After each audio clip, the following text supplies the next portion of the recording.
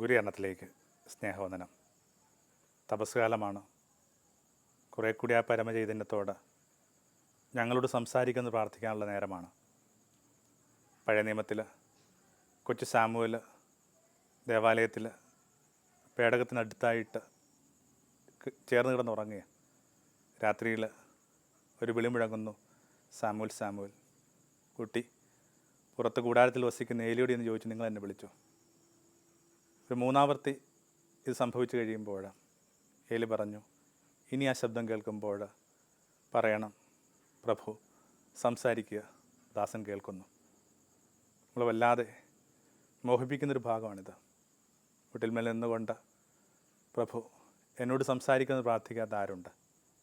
എന്നിട്ടും നമ്മൾ വിചാരിക്കുന്നു ദൈവം പണ്ട് കാലങ്ങളിൽ കണക്ക് നമ്മളോട് സംസാരിക്കുന്നില്ല. പണ്ട് കാലങ്ങളിൽ കണക്ക് അല്ലപ്പാടുകളുമായി പ്രവാചകന്മാർ മലയിറങ്ങി വരുന്നില്ല.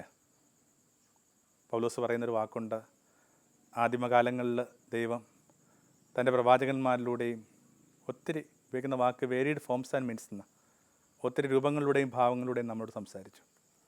അത്തരം സംഭാഷണങ്ങൾ നിലച്ചു എന്ന് കരുതരുത്. ദൈവം ജീവിക്കുന്നെങ്കിൽ അവിടുത്തെ സംഭാഷണങ്ങളും സജീവമായി തന്നെ നിലകൊണ്ടുണ്ടാവും. പ്രശ്നം നമ്മുടെ ചില ശ്രദ്ധക്കുറവുകൊണ്ട് തന്നെയാണ് തോന്നുന്നു. ശ്രദ്ധക്കുറവാണ് നമ്മൾ ധരിക്കുന്നുമില്ല. പണ്ട് കടലിനഗാധങ്ങളിൽ ഒരു അത്ഭുതമണിയുണ്ടെന്ന് കേട്ടൊരു ചെറുപ്പക്കാരൻ്റെ കഥ കണക്കാണ് നമ്മളിൽ പലരുടെയും ജീവിതം. 1000 വ്യത്യസ്ത നാളുകൾ മുഴക്കുന്ന ഒരത്ഭുതമണി. എൻ്റെ ചെറിയ പ്രായം തൊട്ട് കടൽ തീരത്ത് നിന്നിട്ട് ഈ കുട്ടി ഈ ശബ്ദത്തിന് വേണ്ടി കാതോർക്കുക. എന്നിട്ടോ ജീവിതസന്ധിയായിട്ടും അത്തരമൊരു ശബ്ദം അവന് തീരെ കേൾക്കാനേ പറ്റിയിട്ടില്ല. അതൊരു കഥയായിരിക്കുമെന്നൊക്കെ ഓർത്ത് നിരുന്മേഷത അനുഭവപ്പെട്ടൊരു നിമിഷത്തിൽ അവൻ പതുക്കെ ആ ശബ്ദത്തിൻ്റെ അന്വേഷണം വിട്ടുതുടങ്ങി. മറിച്ച് ഇത്രയും കാലം ആ ശബ്ദം അന്വേഷിച്ചപ്പോൾ കേൾക്കാതെ പോയ മറ്റു ചില ശബ്ദങ്ങൾ കേട്ടു തുടങ്ങി.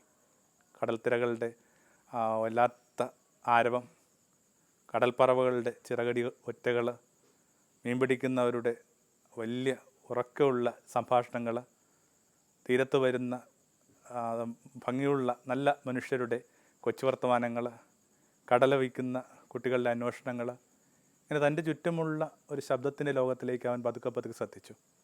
എന്നാൽ ഒരു അത്ഭുതം കാത്തു കിടപ്പുണ്ടായിരുന്നു. വൈകാതെ ഈ ശബ്ദങ്ങളൊക്കെ മാഞ്ഞു പോവുകയും കടലിനടിയിൽ നിന്നുള്ള എന്ന് കരുതപ്പെട്ടിരുന്ന ആ മണിയുടെ അത്ഭുതനാദങ്ങൾ അവൻ്റെ കേൾവിക്ക് ഇങ്ങനെ കൃത്യമായിട്ട് ലഭിക്കുകയും ചെയ്തു. ഡിമല്ലോ പറയുന്ന കഥയായത്. എനിക്ക് തോന്നുന്നു കൃത്യമായിട്ട് ഒത്തിരി ശ്രദ്ധ ആവശ്യമുള്ള കഥയായത്. ചുറ്റിനുമുള്ള ചില ശബ്ദങ്ങളെ കേൾക്കാതെ പോകുന്നത് കൊണ്ട് നമ്മൾ കേൾക്കാതെ പോകുന്നത് അവിടുത്തെ ശബ്ദം തന്നെയാണ്. അവിടുന്ന് ഈ ഓരോ ശബ്ദത്തിലൂടെയും നമ്മളോട് മിണ്ടാനായിട്ട് ആഗ്രഹിക്കുന്നുണ്ട്. നമ്മൾ കാതോർക്കുന്നുണ്ടോ ഇല്ലേ എന്നുള്ളതാണ് പ്രശ്നം. കുറച്ചുകൂടി ജാഗ്രത ഈ കാലം ആവശ്യപ്പെടുന്നുണ്ട്. ഈ ദിവസങ്ങളിലൊക്കെ നിങ്ങൾ ദേവാലയത്തിലേക്ക് പോവുകയാണെങ്കിൽ മിക്കവാറും ദിവസങ്ങളിൽ സുവിശേഷ ഭാഗങ്ങളിൽ യേശുവിൻ്റെ അങ്ങനൊരു വാക്ക് വല്ലാതെ മുഴങ്ങുന്നതായിട്ട് കേൾക്കാൻ ജാഗ്രത ഉള്ളവരായിരിക്കുക. ഏതുറക്കത്തിലും സൂക്ഷിക്കുന്ന ഒരു ഉണർവിൻ്റെ പേരാണ് ജാഗ്രത. ശരീരം മാത്രമേ ഉറങ്ങുന്നുള്ളൂ, മനസ്സുണർവിലാണ്. പഠിച്ചിരുന്ന കുറച്ചധികം കാലഘട്ടങ്ങളിലെങ്കിലും ഇങ്ങനെ പൊതുവായ ഡോർമെറ്ററിലായിരുന്നു ഉറങ്ങിക്കൊണ്ടിരുന്നത്. 10-60 പേര് ഇങ്ങനെ ഒരേ നിരയിൽ കിടന്നുറങ്ങും. രാത്രിയിൽ എന്തെങ്കിലും ഒരു ആവശ്യത്തിന് വിളിക്കാനായിട്ട് വരുന്ന ഒരാൾ നമ്മുടെ പേര് വളരെ പതുക്കെയാണ് വിളിക്കുന്നത്, ബോബി. നമുക്കറിയാം ഇത് ഈ പറയുന്ന 60 പേരും കേൾക്കുന്നുണ്ട്. എന്നിട്ടും ബാക്കിയുള്ള 59 പേരും ഉറങ്ങുകയും നിങ്ങൾ മാത്രം ഞെട്ടിയണീക്കുകയും ചെയ്യുന്നത് എന്തുകൊണ്ടാണ്? ശരീരം മാത്രമേ ഉറങ്ങുന്നുള്ളൂ. ഉള്ളിൽ എവിടെയോ ഉണർവ് സൂക്ഷിക്കുന്നുണ്ട്. ആ ഉണർവിനെ കുറേ കൂടി ഇങ്ങനെ മൂർച്ചയുള്ളതായിട്ട്, കുറേ കൂടി കൃത്യതയുള്ളതായിട്ട് നിലനിർത്താൻ പറ്റുക എന്നുള്ളതാണ് ശരിയായ സ്പിരിച്വാലിറ്റി എന്ന് പറയുന്നത്, ശരിയായ അന്വേഷണം. അങ്ങനെ നമുക്ക് കുറേ കൂടി ഭംഗിയുള്ളൊരു ജീവിതം ഉണ്ടാകും. രാപ്പാടികൾ പാടിത്തുടങ്ങി അങ്ങനെ എന്നൊക്കെ പറഞ്ഞുകൊണ്ട് ഫ്രഞ്ച് കവയിത്രിയായ കോളറ്റിൻ്റെ ഒരു കവിതയുണ്ട്. എല്ലാ കിളികളെ കണക്കും ഈ കിളികളും രാത്രി ഏതെങ്കിലുമൊക്കെ വിഷത്തലപ്പുകളിലോ ശിഖരങ്ങളിലോ വള്ളികളിലോ ഒക്കെ വന്ന് ചേക്കേറും. നല്ലൊരു കുഞ്ഞു പ്രശ്നം പറ്റി വളരെ വേഗത്തിൽ ഈ ചെടികൾ വളരുന്നൊരു കാലമുണ്ട്, ഒരു ഋതുവുണ്ട്. ആ ഋതുവിൽ മുന്തിരിവള്ളിയിൽ ചേക്കേറിയ ഈ ചെടികളെ അത്രയും വേഗത്തിൽ വളർന്നു വന്ന ഈ ടെൻഡ്രിൽസ്, ലതാതന്തുക്കൾ അതിൻ്റെ ചെറിയ കഴലുകളെ ചുറ്റി പുലരിയായപ്പോൾ ഈ കിളികൾ വല്ലാത്ത കെണിയിൽപ്പെട്ടത് കണക്ക് തോന്നി. ലതാതന്തുക്കൾ വന്നിട്ട് അതിൻ്റെ ആ ചെറിയ കാലുകൾ ഇങ്ങനെ വല്ലാതെ പിണച്ചിട്ടിരിക്കുക. നല്ലതുപോലെ ശക്തി എടുത്തൊക്കെ പൊട്ടിച്ചു പോകേണ്ടതായിട്ട് വന്നു. പക്ഷെ അതോടുകൂടി ഈ ചെറുകളികൾ തീരുമാനിക്കുകയാണ്, ഉറങ്ങിപ്പോയത് കൊണ്ടാണ് ഇത്തരം ചില കാര്യങ്ങൾ നമ്മുടെ കഴ ചുറ്റുന്നത്. അതുകൊണ്ട് നമുക്ക് ഉറങ്ങാതിരിക്കാൻ വേണ്ടി ഈ കിളികൾ കണ്ടെത്തിയ ഒരു മാർഗം വെറുതെ ഉറക്കെ പാടുക എന്നുള്ളതായിരുന്നു. ആദ്യമൊന്നും ആ പാട്ട് അത്ര ഭംഗിയുള്ളതായിരുന്നില്ല. എന്നാൽ കാലം കൊണ്ട് ഈ പാട്ട് ഇങ്ങനെ സുവർണ്ണ എന്ന് വിശേഷിപ്പിക്കാവുന്ന ഒരു രീതിയിലേക്ക് ഉയർന്നു. അങ്ങനെയാണ് ഇന്ന് നമ്മൾ കേൾക്കുന്ന ഈ രാപ്പാടുകളുടെ പാട്ടുകൾ ആരംഭിച്ചെന്നൊക്കെയാണ് ആ കവിതയുടെ സങ്കല്പം. കുറച്ചുകൂടി ഉണർവുണ്ടെങ്കിൽ, ശ്രദ്ധയുണ്ടെങ്കിൽ ജീവിതം എന്ന് പറയുന്ന മനോഹര ഗാനം പാടാനായിട്ട് നിങ്ങളുടെ കണ്ടത്തിനും വല്ലാത്ത കരുത്തുണ്ടാകും. ആ കരുത്തിനെ കണ്ടെത്താൻ വേണ്ടി കൂടിയായിരിക്കണം 40 ദിവസങ്ങൾ നമ്മളിങ്ങനെ മാറിയിരിക്കാനും മൗനത്തിലായിരിക്കാനും മെല്ലെ ആയിരിക്കാനും ഒക്കെ ശ്രദ്ധിക്കുക. ജാഗ്രത. യേശു പറഞ്ഞ ആ ഒരു ഉപമയൊക്കെ ഇതിൻ്റെ കൂടെ വായിച്ചു നോക്കാവുന്നതാണ്. ഇങ്ങനെ പകൽ വന്നിട്ട് ഉടമ തൻ്റെ പാടത്ത് വിത്ത് വിതയ്ക്കുക, നല്ലതുപോലെ ഒരുക്കിയിട്ട വയൽ. എന്നിട്ട് അയാളിങ്ങനെ രാത്രിയിൽ വരമ്പത്ത് വിശ്രമിക്കുന്ന അതേ സമയത്ത് ശത്രു വന്നിട്ട് കള വിതച്ചിട്ട് പോവുകയാണ്. ഒരിത്തിരി ഒന്ന് മയങ്ങിക്കഴിഞ്ഞെന്നാൽ ഇങ്ങനെ എന്തൊക്കെയാണോ നിങ്ങൾ ഒഴിവാക്കാൻ ആഗ്രഹിച്ചിരുന്നത്, എന്തൊക്കെ നിങ്ങളുടെ ജീവിതത്തിൽ പ്രവേശിക്കരുതെന്ന് കരുതിയ പലതിൻ്റെയും കളകൾ നിശ്ചയമായിട്ടും ആരോ വന്ന് വിതച്ചിട്ട് പോകുന്നുണ്ട്. യേശുവിൻ്റെ കാലത്ത് ഒരു ഗ്രാമീണമായൊരു വിദ്വേഷത്തിൻ്റെ രീതി കൂടിയായിരുന്നു, പകപോക്കലിൻ്റെ രീതി കൂടിയായിരുന്നു. കളച്ചിട്ടിരിക്കുന്ന ഒരുക്കിയിട്ടിരിക്കുന്ന വയൽ വന്നിട്ട് ഈ കള വിതച്ചിട്ട് പോവുക. ഇത് ഒരുമിച്ച് വളരാൻ തുടങ്ങിക്കഴിഞ്ഞെന്നാൽ ഒരു ഡിവൈസ് കൊണ്ട് നിങ്ങൾക്കതിനെ വേർതിരിക്കാൻ പറ്റത്തില്ലെന്നാണ് പറയുന്നത്. കാരണം അത്രയും അത് ഒരേപോലെ ആയിരിക്കുന്നത് പറയുന്നത്. അത്രയും ഒരേപോലെ ഇരിക്കുന്നത് കൊണ്ട് ഈ പ്രത്യേകതരം കളയ്ക്ക് യേശുവിൻ്റെ ഭാഷയിൽ വിളിച്ചിരുന്ന വാക്ക് ഇംഗ്ലീഷിലൊരു ചീത്തയാണ്, ജാരകോതമ്പ്. അപ്പോൾ ഒന്ന് മയങ്ങിക്കഴിയുമ്പോൾ നല്ലതേതാണ് ചീത്തയാണെന്ന് പിടുത്തം പോലും കിട്ടാത്ത വിധത്തിൽ വല്ലാത്തൊരു ബുദ്ധിമുട്ടിലേക്ക്, വല്ലാത്ത ചില സന്ദേഹങ്ങളിലേക്ക് നമ്മുടെ കൊച്ചു ജീവിതം വഴുതി പോകുന്നു. അപ്പോൾ ഉണർവിലായിരിക്കുക എന്നുള്ളതാണ് പ്രധാനം. ആ ഉണർവിൽ നിങ്ങൾ പതുക്കെ ചുറ്റുമുള്ള ശബ്ദങ്ങൾക്ക് കാതോർത്ത് തുടങ്ങുകയാണെങ്കിൽ വൈകാതെ ആ പരാശക്തി നിങ്ങളോട് മന്ത്രിക്കുന്നത് ഭംഗിയായിട്ടും സൗമ്യമായിട്ടും ഒക്കെ നിങ്ങൾക്കും വെളിപ്പെട്ട് കിട്ടും. 4 കാര്യങ്ങളെങ്കിലും ഒന്ന് ഗൗരവമായിട്ട് ശ്രദ്ധിക്കാനായിട്ട് ഈ ആത്മീയ സാധനങ്ങളിലൊക്കെ നമുക്ക് ഒരു ക്ഷണം കിട്ടുന്നുണ്ട്. ഇവയൊക്കെയാണ്. ഒന്നിങ്ങനെ അവനവൻ്റെ മനസ്സാക്ഷി, ഇടത്തോട്ട് തിരിയുമ്പോഴും വലത്തോട്ട് തിരിയുമ്പോഴും ഇതാ നിൻ്റെ വഴിയെന്ന മൃദു മന്ത്രണം കേൾക്കും. 10 കൽപ്പനകൾ കല്ലിൽ കോറിയിടുന്നതിന് എത്രയോ കാലം മുമ്പേ ഭൂമിയിലെ ഏറ്റവും മൃദുലമായൊരിടത്തിൽ അത് കോറിയിട്ടു. അവനവൻ്റെ മനസ്സാക്ഷിയാണ്. എന്നിട്ടും അത്രയും മൃദുലമായ ഇടത്തിൽ കോറിയിട്ട ആ സൗമ്യ ക്ഷണങ്ങൾ, ആഹ്വാനങ്ങൾ, വിലക്കുകൾ കേൾക്കാൻ കഴിയാതെ പോയതുകൊണ്ടാണ് ദൈവത്തിന് ഇങ്ങനെ വല്ലാത്ത ഹാർഡായൊരു സ്ഥലത്ത് പാറയിലെ കൽപ്പനകൾ കൊത്തിവെച്ചെന്ന് ശ്രദ്ധിച്ചാൽ നല്ലതാണ്. കാരണം അതത്ര വേഗത്തിൽ ഉടച്ചു കളയുക എളുപ്പമല്ല. അതിങ്ങനെ നിൽക്കേണ്ടതുണ്ട്. എല്ലാ കാലങ്ങളിലേക്ക് നിൽക്കാൻ വേണ്ടിയാണ് ഈ പാറയെ കൊത്തുക എന്ന് പറയുക. അവനവൻ്റെ ഉള്ളിലെ ശബ്ദം കാതോർക്കാൻ മറന്നുപോയി. ഗലീലയുടെ കുറിച്ചുള്ള അബ്രഹത്തിൻ്റെ പുസ്തകത്തിനകത്ത് ഇങ്ങനെ വിചാരണയ്ക്ക് വരുന്ന ഗലീലയോട് ചോദിക്കുന്നൊരു ചോദ്യമുണ്ട്, നീ എന്തിനെക്കുറിച്ച്, ദൈവത്തെക്കുറിച്ച് നീ എന്താ പറയുക? അപ്പോൾ പുള്ളി പറയുന്നത്, ഞാൻ ദൈവശാസ്ത്രജ്ഞൻ, ഞാനൊരു മാത്തമാറ്റീഷ്യൻ മാത്രമോ. പെട്ടെന്ന് ഷൗട്ട് കൊണ്ടാണ് ചോദിക്കുന്നത്, പക്ഷേ നീ ആർ എ ഹ്യൂമൻ ബീങ്, നീ ഒരു മനുഷ്യനാണ്, അത്രയെങ്കിലും ഉണ്ടല്ലോ, അതുകൊണ്ട് നീ പറ, നിൻ്റെ സങ്കല്പത്തിലെ ദൈവം എവിടെയായിരിക്കുന്നത്? അപ്പോൾ മന്ദഹസിച്ചുകൊണ്ട് ഗല്ല പറയുന്നുണ്ട്, നമ്മുടെ ഉള്ളിലാണ്, അവിടെ ഇല്ലെങ്കിൽ പിന്നെ എങ്ങുമില്ല. എന്നോവർ. ഇതൊക്കെ യേശുവൊക്കെ പറയാനായിട്ട് പഠിപ്പിക്കാനായിട്ട് ശ്രമിച്ച ആ കാര്യങ്ങളുടെ മാറ്റിൽ തന്നെയാണ്, പ്രതിധ്വനി തന്നെയാണ്. യേശു എപ്പോഴും ഈ അകത്തുള്ള ഒരാളെ കുറിച്ച് സംസാരിച്ചിട്ടുണ്ടല്ലോ. നിങ്ങൾ പ്രാർത്ഥിക്കുമ്പോൾ ഇങ്ങനെ വാതിലടച്ച് ഇങ്ങനെ അകത്തുള്ള ആളെ കേൾക്കാമെന്ന് പറയുന്നതിൻ്റെ അർത്ഥം, അങ്ങനെ അകത്തൊരാൾ ഉണ്ടായിരുന്നിട്ട് എത്ര കാലമായി ആ അകത്തെ ശബ്ദം നമ്മൾ കാതോർത്താം. അതെന്തും ആവാം, നമ്മുടെ പുരാതനമായ ചില സങ്കല്പങ്ങളാവാം, ഗുരുമുഖത്തിൽ ലഭിച്ചിട്ടുള്ള ശാസനകളോ ശിക്ഷണങ്ങളോ ആവാം, വായിച്ച നല്ല പുസ്തകങ്ങളാവാം, ദൈവികമെന്ന് വിശേഷിപ്പിക്കാൻ പ്രചോദനങ്ങളാവാം. അങ്ങനെ ഒരു അകത്തൊരാൾ കാതോർക്കുക, നിശ്ചയമായിട്ടും അതിനകത്ത് ദൈവത്തിൻ്റെ ശബ്ദം മുഴങ്ങുന്നുണ്ട്. അതിനെ കാതോർക്കണമെങ്കിൽ ഒരു പക്ഷേ ഇപ്പോൾ ഒരു വികൃതാക്ഷരങ്ങൾ കൊണ്ട് രൂപപ്പെട്ടൊരു സ്ലേറ്റ് കണക്കൊക്കെ ആയിട്ട് ഓരോരുത്തരെ മനസ്സ് മാറിയിട്ടുണ്ടാകും കാലം കൊണ്ട്.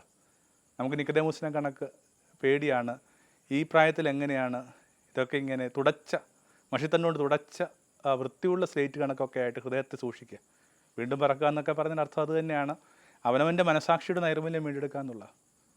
തീർച്ചയായിട്ടും ഈ ഒരു കാലം അവനവൻ്റെ നിഷ്കളങ്കതയെ വീണ്ടെടുക്കാനും അവനവൻ്റെ മനസാക്ഷിയെ കുറേ കൂടി കൃത്യമായിട്ട് കേൾക്കാനും വേണ്ടിയുള്ള കാലം കൂടിയാണ്. പലപ്പോഴും പാളിച്ചുകൊണ്ട് അതിന് മീതെ അത്ര ഭംഗിയില്ലാത്ത കാര്യങ്ങൾ സംഭവിച്ചിട്ടുണ്ട്. ഈ മനസാക്ഷിയുടെ മീതെ ചിലപ്പോൾ ഇങ്ങനെ പായൽ മൂടിയിട്ടുണ്ടാകും, ഏതെങ്കിലും തരത്തിൽ അഴുക്ക് പറഞ്ഞിട്ടുണ്ടാകും. ഒന്ന് മനസ്സ് വെക്കുകയാണെങ്കിൽ, തമ്പുരാൻ്റെ ഇച്ഛാശക്തി ഉണ്ടെങ്കിൽ ഇങ്ങനെ കുറേ കൂടി തിളങ്ങുന്ന ഒരു മനസാക്ഷി ഉണ്ടാകും. അവനവനെ കാണാൻ പറ്റുന്നൊരു മനസാക്ഷി. ആറന്മുള കണ്ണാടിയെക്കുറിച്ചൊക്കെ പറയുന്ന കണക്ക് അത് ഉണ്ടാക്കുന്ന ഇങ്ങനെ മെർക്കുറി കൊണ്ടല്ല, രസം കൊണ്ടല്ല, മറിച്ച് ഇങ്ങനെ ലോഹം തന്നെ കൃത്യമായിട്ട് മിനുക്കി മിനുക്കി മിനുക്കി മിനുക്കി മിനുക്കി ഒടുവിൽ ഇങ്ങനെ മിനുക്കുന്ന ആളുടെ മുഖം തെളിയുമ്പോഴാണ് ഈ പണി അവസാനിക്കുന്നത്. അത് കണക്ക് കഠിനമെന്ന് കരുതാവുന്ന ഒരു ഇടമാണ് നിങ്ങളുടെ നെഞ്ചം നിങ്ങൾ കരുതിയാൽ പോലും കുറേ കഴിയുമ്പോൾ ഇത്തിരി ശ്രദ്ധിക്കുമെങ്കിൽ, ഇത്തിരി ഏകാഗ്രത പുലർത്തുമെങ്കിൽ വൈകാതെ ആ ദൈവത്തിൻ്റെ മുഖവും നിങ്ങളുടെ മുഖവും ഒക്കെ തെളിയുന്ന വല്ലാത്തൊരു ദർപ്പണമായിട്ടത് രൂപപ്പെടും പോകുന്നതാണ് മനസാക്ഷി എന്ന്. രണ്ട്, സ്വാഭാവികമായിട്ട് ഈ മനസാക്ഷിയുടെ മന്ത്രങ്ങൾക്ക് ചിലപ്പോൾ പിഴ സംഭവിക്കാറുണ്ട്. യേശു തന്നെയൊക്കെ പറയുന്ന കണക്ക് നിങ്ങളെ കൊല്ലുന്നവർ ദൈവപ്രീതിക്ക് വേണ്ടിയാണ് കൊല്ലുന്ന കരുതുന്ന കാലം വരുന്നൊക്കെ പറയുന്ന കണക്കാണ്. ഇപ്പോഴും ഭൂമിയെമ്പാടുമൊക്കെ പല രീതിയിൽ പല മതങ്ങളുടെ പേരിൽ മനുഷ്യർ ഏർപ്പെടുന്ന എല്ലാ കൊലപാതകങ്ങൾക്കും കാരണമായിട്ട് പറയുന്നത് ദൈവം അവരെ തോന്നിപ്പിച്ചെന്നാണ് പറയുക. കാര്യമായ വിചിന്തനങ്ങളോ വീണ്ടും വിചാരങ്ങളില്ലാത്ത തോന്നലുകളെ പോലും അവനവൻ്റെ മനസ്സാക്ഷിയുടെ ശബ്ദമായിട്ട് തെറ്റിദ്ധരിക്കുന്ന ഒരു കാലത്തിൽ ഓരോ ദിവസത്തെയും ദിനപത്രങ്ങൾ എന്തൊക്കെ ദുരന്തങ്ങളെക്കുറിച്ചാണ് നമ്മളോട് പറഞ്ഞുകൊണ്ടിരിക്കുക.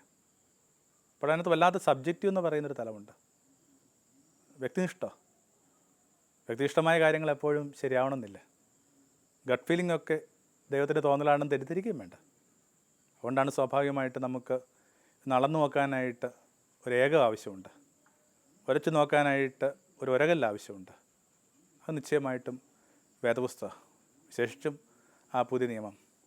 ആ മരപ്പണിക്കാരൻ നമ്മളിൽ നിന്ന് എന്താണ് ആഗ്രഹിക്കുന്നത്, അത് കൃത്യമായ അളവുള്ള ഒരു വിചാരമാണ്. നമുക്കറിയാം, ഏതൊരു പണിയേക്കാളും കൂടുതൽ വളരെയേറെ കൃത്യമായ അളവുകൾ ആവശ്യമുള്ള ഒരു പണിയുടെ പേരാണ് മരപ്പണി. ഒരു പോയിൻ്റ് വ്യത്യാസം ഉണ്ടെങ്കിൽ നമ്മൾ നിലത്ത് വെച്ച് കൂട്ടിയ മേൽക്കൂര മുകളിൽ ചിലപ്പോൾ കൂടില്ല, നിങ്ങളുടെ വാതിൽപ്പാളികൾ തമ്മിൽ അടയില്ല, ജാലകം വലിച്ചടക്കാൻ പറ്റില്ല. അത്രയും കൃത്യതയുള്ള സൂക്ഷ്മതയുള്ള ഒരു തൊഴിലിൻ്റെ പേരാണ് മരപ്പണി. കുറേ അധികം വർഷങ്ങൾ തച്ചപ്പണിയിൽ ആയിരുന്നുകൊണ്ടായിരിക്കണം അവിടുത്തെ വാക്കുകൾക്ക് ഇത്രയും കൃത്യത. വളരെ പ്രിസൈസായ ഒരു ഉത്തരമുണ്ട് എന്ത് ചെയ്യണമെന്നുള്ളതിനെക്കുറിച്ചൊക്കെ. വിശേഷം നമ്മുടെയൊക്കെ കാലത്തിനകത്ത് മനുഷ്യർ മറ്റുള്ളവരുടെ സ്വകാര്യതകളിൽ വല്ലാതെ അതിലംഘിക്കുന്നുണ്ട്, വല്ലാതെ വയലേറ്റ് ചെയ്യുന്നുണ്ട്. അത് തങ്ങളുടെ അവകാശമെന്ന മട്ടിലൊക്കെ അവർ തെറ്റിദ്ധരിക്കുകയും ചെയ്യുന്നുണ്ട്. ചിലർ വിചാരിക്കുന്നു അത് തങ്ങൾ കുറേ കൂടി നിങ്ങൾ നീതിപൂർവമാകുന്നതിൻ്റെ കൂടി ഭാഗമാണെന്നുള്ളത്. പക്ഷേ ഓരോരുത്തരുടെയും സ്വകാര്യതകളെ സംരക്ഷിക്കുകയാണോ അതോ അതിന് വയലേറ്റ് ചെയ്യണം? എന്തായിരിക്കും ദൈവം നമ്മളിന്ന് ആഗ്രഹിക്കുക? ഇതിനെക്കുറിച്ച് ഭംഗിയില്ലാത്തൊരു കാര്യം കേട്ട് കഴിയുമ്പോൾ എൻ്റെ ഒരു ചങ്ങാതിയുടെ മുമ്പിൽ രണ്ട് സാധ്യതയുണ്ട്. രണ്ടും വേണമെങ്കിൽ അവന് മനസാക്ഷി ശബ്ദം തന്നെ. ഒന്നെങ്കിൽ ഇയാൾ എക്സ്പോസ് ചെയ്യുക, ഇങ്ങനെ ഓരോരോ കാര്യങ്ങളിൽ ഏർപ്പെട്ട് ജീവിക്കുന്ന ഒരാളാണ്, ഇയാൾക്ക് അത്ര കുലീനമല്ലാത്ത ചില കാര്യങ്ങൾ ഇയാളുടെ കൂടെ ഉണ്ടെന്നൊക്കെ പറയുന്നത്.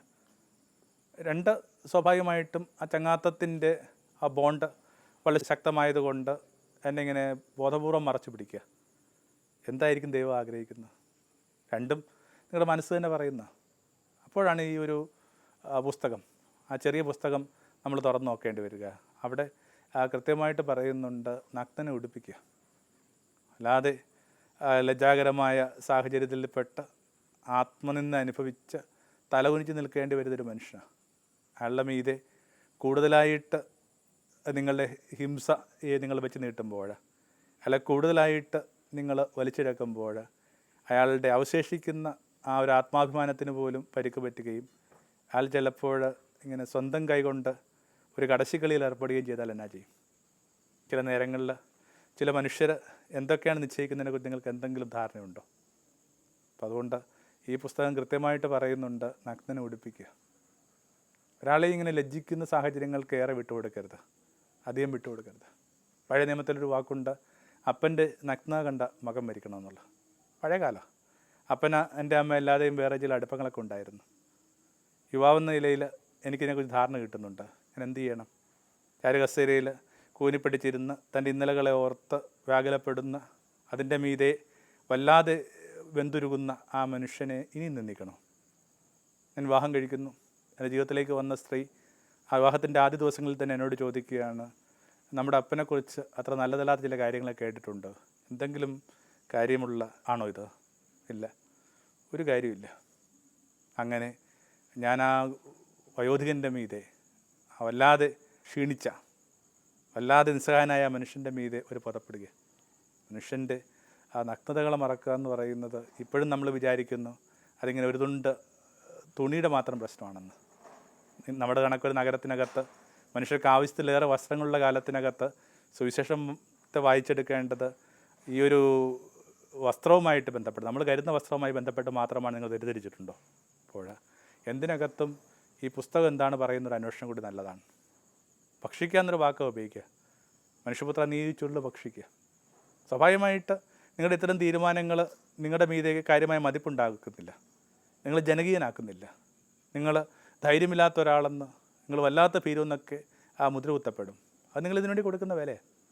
അതുകൊണ്ടാണ് പഴയ നിയമത്തിൽ നമ്മൾ വായിച്ച് കേൾക്കുന്നുണ്ട്, ഇങ്ങനെ ദൈവം തൻ്റെ ചുരുളുകൾ കൊടുത്തു, മാലാഖ തൻ്റെ ചുരുളുകൾ വെച്ച് നീട്ടുന്നു, അതൊരാൾ വാങ്ങി ഭക്ഷിക്കുന്നു, എന്നിട്ട് പറയുന്നു അതിൻ്റെ അതരത്തിലും അതൊരു ചൂതരത്തിൽ കഴിച്ചു. പുതിയ നിയമത്തിൽ നമ്മൾ വായിച്ച് കേൾക്കുന്ന വെളിപാടിൻ്റെ പുസ്തകം നമ്മൾ വായിച്ച് കേൾക്കുന്നുണ്ട്, മാലാഖയുടെ കയ്യിൽ നിന്ന് ആ ചെറിയ ചുരുൾ വാങ്ങി ഞാൻ ഭക്ഷിച്ചു. ആ ചെറിയ ചുരുളെന്ന് പറയുന്നത് ഞാൻ വിചാരിക്കുന്നു മിക്കവാറും പുതിയ നിയമമായിരിക്കണം.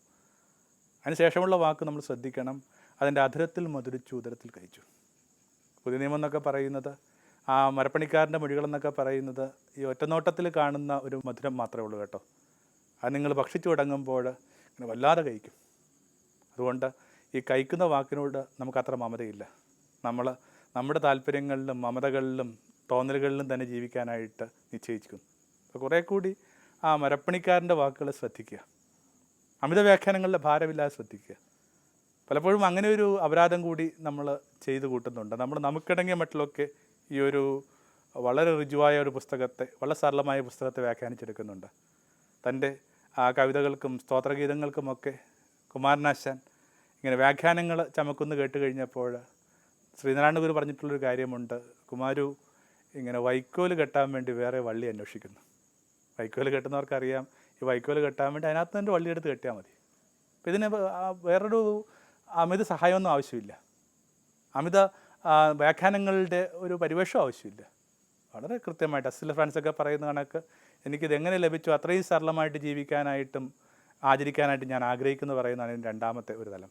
പിന്നെ സ്വാഭാവികമായിട്ട് നമ്മൾ അഭിമുഖീകരിക്കുന്ന വ്യക്തികൾ, കടന്നു പോകുന്ന സംഭവങ്ങൾ, എന്തോ ഒരു ചില കാര്യങ്ങളിലൂടെ നിങ്ങൾ കടന്നു പോകണമെന്ന് ദൈവം നിശ്ചയിച്ചിട്ടുണ്ടെങ്കിൽ തീർച്ചയായിട്ടും ആ ഈവൻസിന് നിങ്ങളുടെ ജീവിതത്തിൽ എന്തോ ചില പാഠങ്ങൾ പഠിപ്പിക്കാനുണ്ട്. മുതിർന്നൊരു നിലയിൽ നമ്മൾ അതിനെ അങ്ങനെ എടുത്താൽ നല്ലതാണ്. അത് ചിലപ്പോൾ നിങ്ങൾ കടന്നു പോകുന്നൊരു നിന്ദനമായിരിക്കാം, നിങ്ങൾ കടന്നു പോയൊരു ഒറ്റപ്പെടലായിരിക്കാം, നിങ്ങൾ കടന്നു പോയൊരു തെറ്റിദ്ധാരണയായിരിക്കാം. ഇതിനൊക്കെ എന്താ പരിഹാരമുള്ളത്? ഞാൻ ഓർക്കുന്നുണ്ട്, അൽഫോൻസാം എന്ന് പറയുന്ന പുണ്യവതിയായ സ്ത്രീ പോലും അനുഭവിച്ച തെറ്റിദ്ധാരണ. തീരെ ഇങ്ങനെ രോഗക്കിടക്കിലായിരുന്നൊരു കാലം. ഇങ്ങനെ കുർബാന കൊണ്ടുവരാൻ വേണ്ടി ഒരു വൈദികൻ വരും, അതിങ്ങനെ നാവിൽ അലിച്ചു കളയാനുള്ള ഒരു ആരോഗ്യം പോലും ഇല്ലാത്തൊരു സ്ത്രീ അത് ഇങ്ങനെ തൻ്റെ ഉള്ളിലേക്ക് എടുത്തിട്ടുണ്ടെന്ന് അറിയാൻ വേണ്ടി ഒരു വൈദികൻ ഇങ്ങനെ ഒരു കുനിഞ്ഞ് നോക്കുന്ന ഒരു ദൃശ്യത്തെ എത്ര പെട്ടെന്നാണ് രോഗക്കിടക്കയുള്ള ഈ സ്ത്രീയെ ചുംബിച്ചതായിട്ടൊക്കെ ഉള്ള വ്യാഖ്യാനങ്ങൾ ഉണ്ടാവുകയും അതിങ്ങനെ നിങ്ങൾ ജീവിതത്തിൽ വായിച്ച് നിൽക്കുമ്പോൾ ഈ ഒരു സംഭവം അതിനകത്ത് കാണാൻ പറ്റും. ഇത്തരം മനുഷ്യർ കടന്നു പോകേണ്ടി വരുന്ന തെറ്റിദ്ധാരണകൾക്കൊക്കെ എന്തെങ്കിലും പരിഹാരമുണ്ടോ? പക്ഷെ അതിന് എന്തോ ചില കാര്യങ്ങൾ നിങ്ങളുടെ ജീവിതത്തിൽ ചെയ്യാനുണ്ട്. ഇതിലൂടെ നിങ്ങൾ കടന്നു പോകണമെന്നൊക്കെ അവിടെ നിശ്ചയിച്ചിട്ടുണ്ടെങ്കിൽ എതിർക്കാൻ നമ്മളാരാ? ദാവീദ് ഇങ്ങനെ നടന്നു പോകുമ്പോൾ ദാവീദിനെ ഒരു മനുഷ്യൻ ഇങ്ങനെ കണ്ണുപൊട്ടം ചീത്ത വിളിക്കുക. സ്വാഭാവികമായിട്ട് ദാവീദിൻ്റെ അനുചരത താങ്ങാൻ പറ്റിയില്ല. അയാൾ പറയുന്നത് ഞാൻ അവനെ കൊല്ലാൻ പോവുകയാണ്. അപ്പോൾ ദാവീദ് പറയുന്നത് ഈ അനുഭവത്തിലൂടെ ഞാൻ കടന്നു പോകണമെന്ന് ദൈവം നിശ്ചയിച്ചിട്ടുണ്ടെങ്കിൽ എതിർക്കാൻ നമ്മളാരാ? അപ്പോൾ ചില അനുഭവങ്ങൾക്ക് നിങ്ങളോട് എന്തൊക്കെ പറയാനുണ്ട്? മനുഷ്യർ എതിരെ വരുന്ന മനുഷ്യർക്കൊക്കെ നിങ്ങളോട് എന്തോ ചില കാര്യങ്ങൾ സംസാരിക്കാനുണ്ട്. അത്ര ഭംഗിയില്ലാത്ത ചില കാര്യങ്ങളിലൂടെ കേരള കാത്തലിക് ചർച്ച് കടന്നു പോകുന്ന ഒരു ദിവസങ്ങൾ കൂടിയാണിത്. സ്വാഭാവികമായിട്ട് മനുഷ്യരുടെ സങ്കടവും ദുഃഖവുമൊക്കെ ഇങ്ങനെ പല രീതിയിൽ മറന്നീക്കി വരുന്നുണ്ട്. അതിനകത്ത് ചിലപ്പോൾ ഇങ്ങനെ വല്ലാത്ത കാഠിന്യമുള്ള വാക്കുകൾ പോലും അഭിമുഖീകരിക്കേണ്ടതായിട്ട് വരാം. ഇതിനെ എനിക്ക് തോന്നുന്നു ഗുണപരമായിട്ട് എടുക്കുക എന്നുള്ളത് തന്നെയായിരിക്കും നല്ലത്.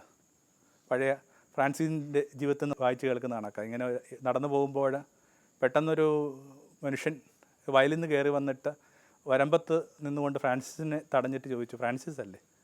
അതെ, എല്ലാവരും വിശുദ്ധനാണെന്ന് കരുതുന്നത് അങ്ങനെ തന്നെ ആയിരിക്കണം. എന്നിട്ട് ഒന്ന് അടിപിടി നോക്കിയിട്ട് വീണ്ടും ചേറിലേക്ക് ഇറങ്ങിപ്പോയി. ഫ്രാൻസിസ് നിലവിളിക്കുക, കണ്ടില്ലേ ദൈവം ചേറിൽ നിന്ന് വന്ന് എന്നെ ശാസിച്ചിട്ട് വീണ്ടും ചേറിലേക്ക് മടങ്ങിപ്പോയത്.